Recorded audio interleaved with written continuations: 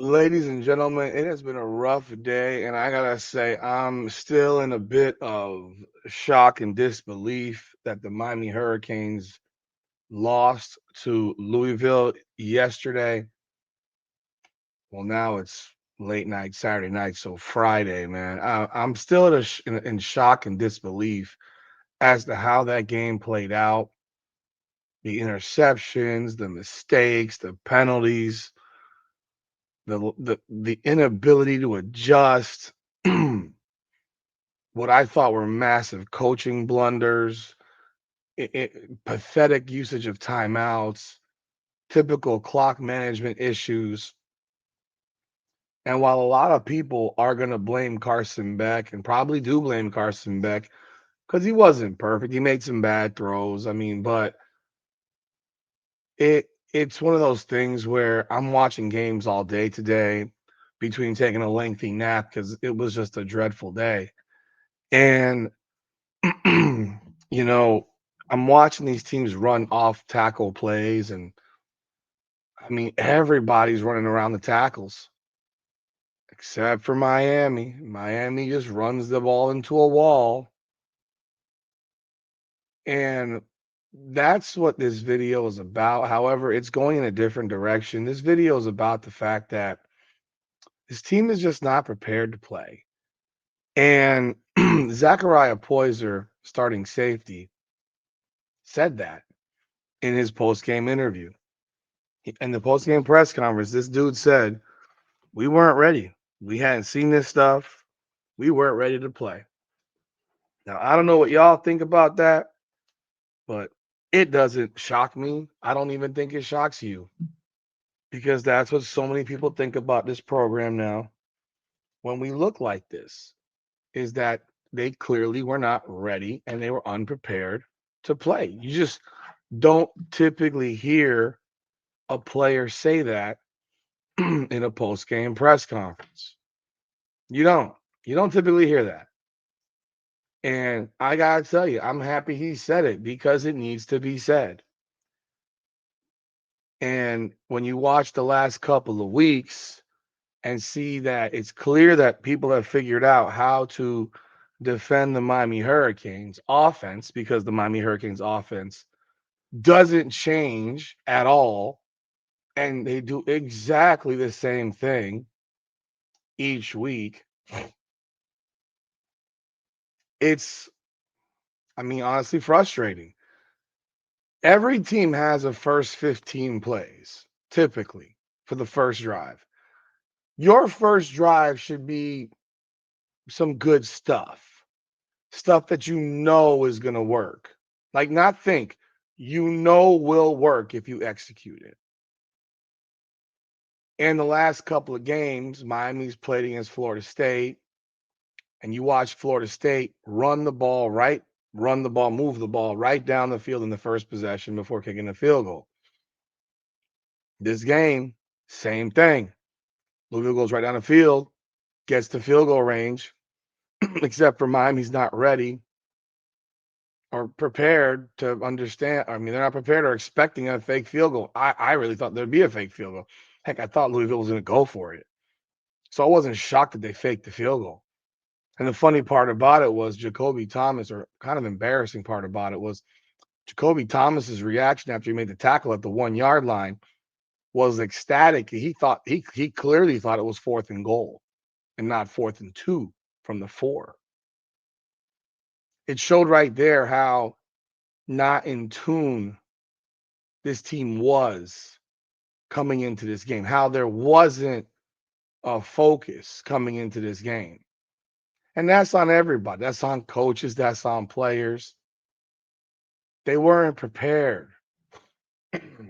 And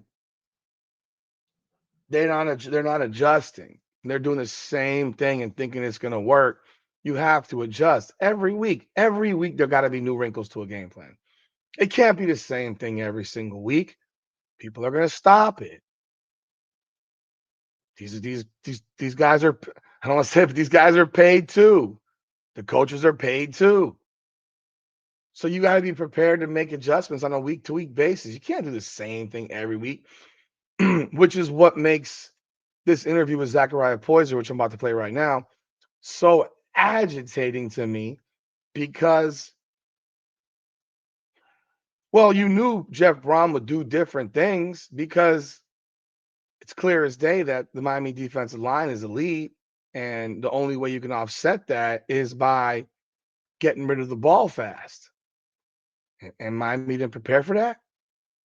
Miami didn't prepare for quick crossing routes. Miami didn't prepare for swing passes. Miami didn't prepare. What were they doing all week? Were they really thinking that Miller Moss was going to just be airing it out all game long? I thought he'd throw it downfield some. He didn't do that at all. But I'm not paid to coach the team.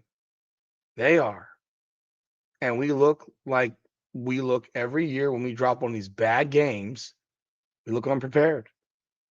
Let's listen to what Zechariah Poyser had to say. But what before we go in, welcome back to another edition of Hurricanes Unfiltered, powered by Come On Now, the podcast. Hit the like button, subscribe to the channel, ring the bell, leave a comment. Let me know your thoughts. Just really, I'm down this weekend. This is a rough weekend. And then you watch all these other teams losing the top 10. 3 other teams, so 4 of the top 10 ranked teams lost this weekend. But I have this bad feeling that Miami will somehow end up ranked behind all of them. I have this feeling. Maybe not maybe not LSU, but behind Ole Miss and behind Texas Tech, it wouldn't shock me. Because people hate Miami. People hate Miami. But it wouldn't shock me if they're behind all of them. But let's play this. Let's play this thing. Zechariah, first off, just what was the mood like in there after first loss? It was a heartbreaker, that's something we most definitely not used to doing. So, it was heartbreaking for sure. You can see it on a lot of guys' faces, and it just hurt. And just what did you see from the team overall? You guys are down by 11 with about like 12 minutes or so, and are able to attempt to make a comeback but come up short. What were the emotions like for being able to get close but not be able to finish the job? All 4 quarters, we try to keep the effort up, keep playing throughout the whole game.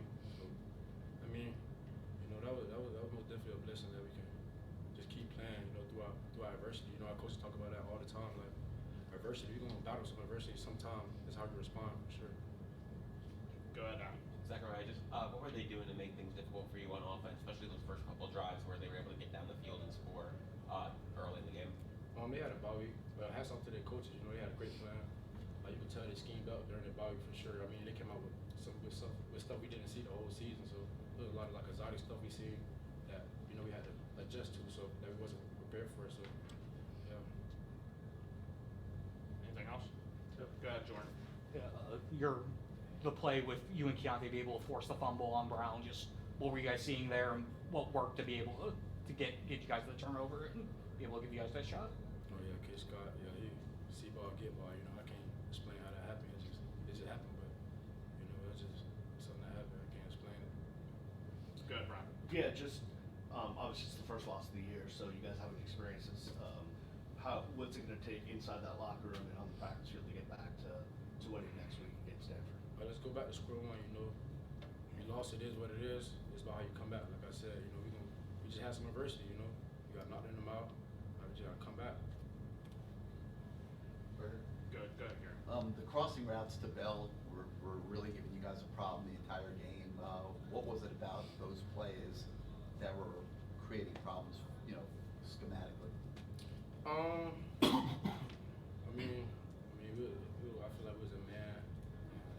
He just like he run the drive out. He's a great player. Very athletic player. Great player. He just keeps us up. He's creating foot races across the field.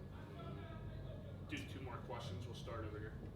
Going to hit on the Chris Bell stuff too. But, when you get down 14-0, how much adjustments or what kind of adjustments did you make to try to slow them down after that? Which obviously you guys had a lot more success after that start. I think we just had to slow down as a whole defense. We had to come back and adjust to what they were doing. So like I said, they did a lot of stuff that we have not prepared for. But we had to come back, settle down, and just do what we do. Last question. Do you think you're going to see a lot more of what you saw today, where even last week, where teams are going to throw short passes because of the defensive line and the ability to rush the quarterback? That you're going to start seeing a lot more of this short dump off right, left, and short crosses. And how do you adjust to that for the rest of the season? Yeah, most definitely. With Bain, with our D line, with the guys we can't sit back there and play. So I feel like we'll see that the whole season, to be honest. But I mean, we just as DBs, we gotta help them guys out. You know, they help us out, so we gotta help them guys go back to the drawing board and just find a way. Awesome. Thank you, Zachariah. Thank you. Appreciate it. So you heard Zechariah Poyser. That was my question at the end about seeing the differences from these teams and how they're going to approach the defense. But you heard him say multiple times exotic stuff, things we'd never seen before, things we had never been prepared for. This is another example of what I consider to be malpractice by coaches. How is your team not prepared? I'm sure someone had a conversation with him after that presser. I'm almost shocked they didn't stop it, to be honest. Because once they heard that, then it was like, oh boy. Because you don't typically hear that. And when you say you're not prepared, who prepares you? You prepare yourself, but your coach is the ones that prepare you. Your coaches are the ones that put in the game plan. Your coaches are the ones that should have you ready for other wrinkles to someone's offense. Running crossing routes is not complicated, man. Running swing passes is not complicated. Football is different today, man. I mean, it really is. You don't. A lot of this stuff now is all swing pass, dink and dunk shit.